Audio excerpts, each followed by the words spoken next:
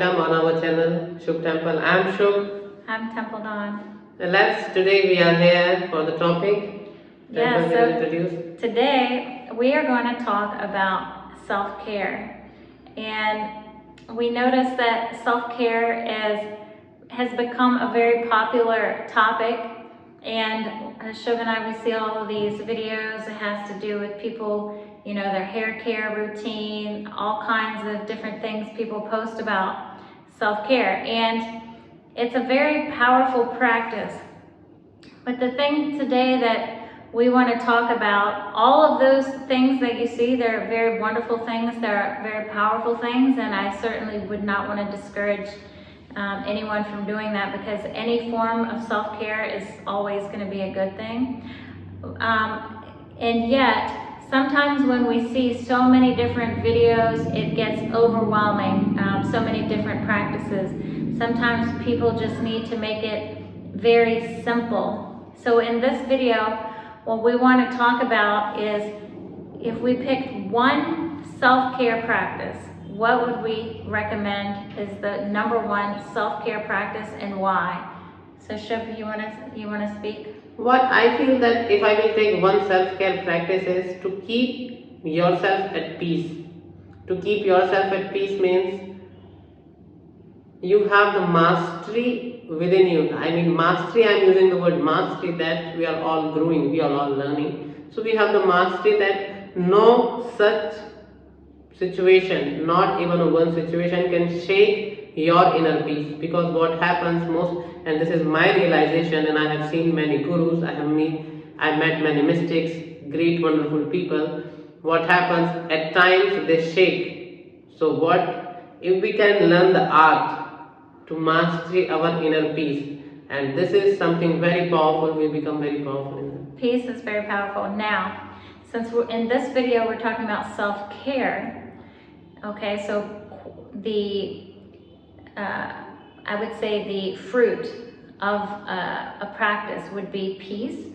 So what would you say would be the number one self-care practice? How could you practice cultivating peace in you? I mean, the very first technique or practice, if I use the word, is observation.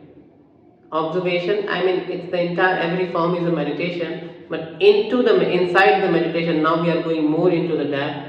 First is observation. You observe yourself in every single situation, that how you're supposed to be and how you are behaving, how you are acting, how you are reacting. Day to day, you can do the observation every single morning or before going to bed, and this will give you a lot of insight that what exactly is going beyond or little bit different what you were expecting from you. So basically what you're saying is the number one self-care practice would be meditation. Yeah. In the form of self-observation. Yes, self-observation inside the meditation. Okay. So this is why, and I would totally agree with that. So I think that Shubh is mentioning self-observation through meditation, and where I was going with this initially is that I think that if you just set one practice of any kind of meditation, you could be walking and observing yourself. You could, be going about your daily chores, observing yourself. And this, I think, is one of the most powerful practices in self-care. Why? Because once you just start to observe what is happening, you can tell when your body is feeling stress. You can tell when your body is feeling fear.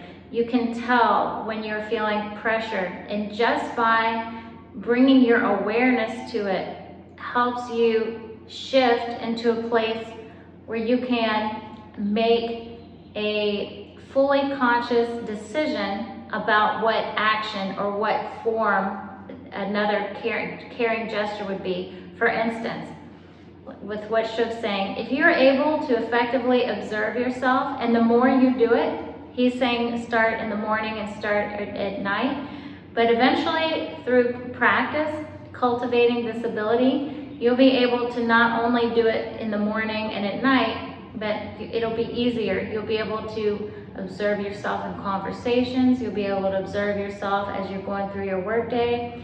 And then you will be able to more powerfully decide, okay, I need rest, or I need to eat better food because I'm observing myself, I have a lack of energy.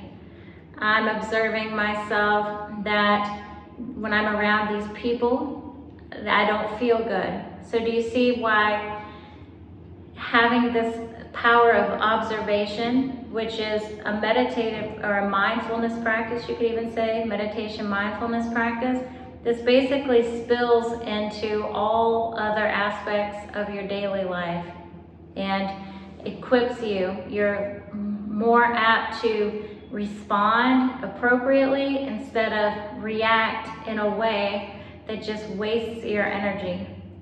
Yeah, and self-care about observation, if I will tell that it's about, you can also observe that how your body is behaving, how you want from your body, how your energy in your body, like are you getting sick most of the time or you are productive means with the body you are active and you feel good in your body, you feel good in your mind, you feel your emotions.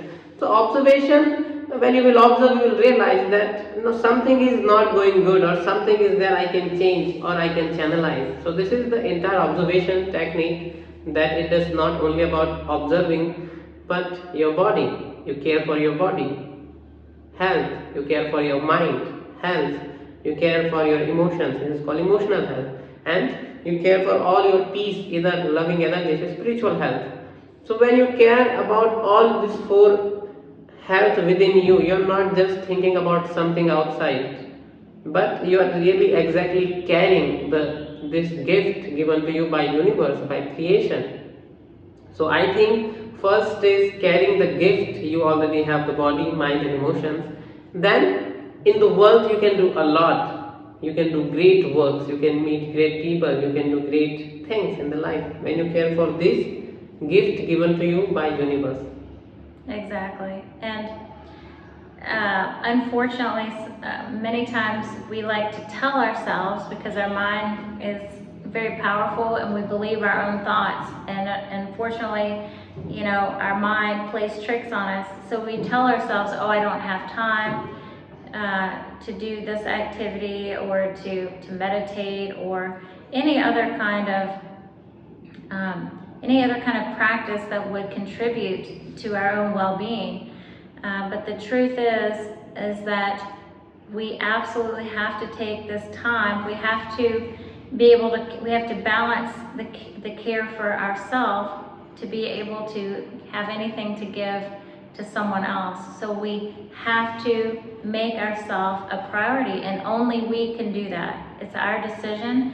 We have to make ourselves the priority in order to be able to be effective in the world. And a lot of times, Shubh and I, we work with people, we work with other healers, and because in our nature we want to help other people, but sometimes there's a temptation, because you want to help others and give, you give too much.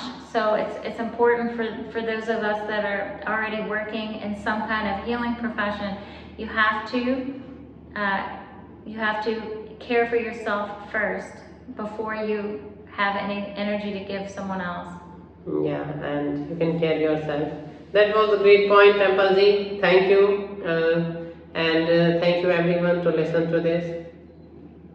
This was, if I tell in the brief, you observe yourself, observe the body, mind and emotions. As Temple is saying that care for yourself, make some healthy boundaries where your energies you feel not dropping but in the balance and at the peace. In the description I will write the techniques, and you can check our other videos on the playlist self-care, and you can also check our previous videos, all the mantras, meditation, music. You can check our channel. Thank you guys to connect with us. Please share, comment, subscribe our channel. Very thank you.